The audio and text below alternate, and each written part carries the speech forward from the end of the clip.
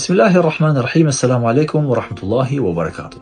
Që në momentin që vendosim për të bërë një jetë si besimtar të mirë dhe për t'ju përkushtuar Allahut Azza wa Jall, shqetësimi ynë është që të bëjmë vepra të mira, cilat do të qofshin ato, të mëdha apo të vogla.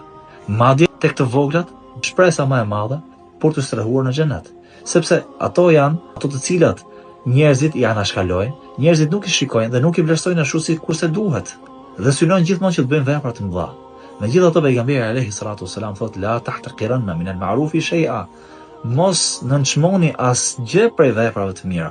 Normalisht ne jemi njerëz që bëjmë dhe një jetë tjetër, jetë publike, jetë jashtë mureve të shtëpisë, krahas asaj jete private me familjet tona, me fëmijët, me të afërmit. Ne bëjmë dhe një jetë në cilën angazhohemi. Angazhohemi sepse kemi përgjegjësi, detyrime ndaj familjes, por ajo që duhet prevaloj në jetën tonë është qëllimi për të bërë vepra të mira dhe angazhimi me to. Si ta jetojmë të jetë, ashtu do ta mbyllim. Dhe nëse e mbyllim jetën me vepra të mira, ne do të jemi në xhenetin e Allahut subhanahu wa ta'ala.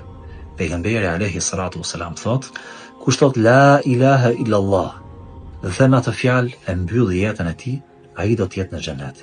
Kush agjeron një ditë për të fituar kënaqësinë e Allahut subhanahu wa ta'ala dhe në atë ditë ai e mbyll jetën, ai do të jetë në xhenet. Kush jep një sadaka, jep lëmosh, dhe atë ditë e mbyll jetën, me të vërtetë ai do të jetë xhenetin Allahu subhanahu wa ta'ala.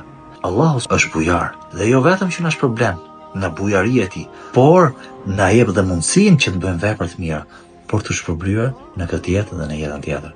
Assalamu alaikum wa rahmatullahi wa barakatuh.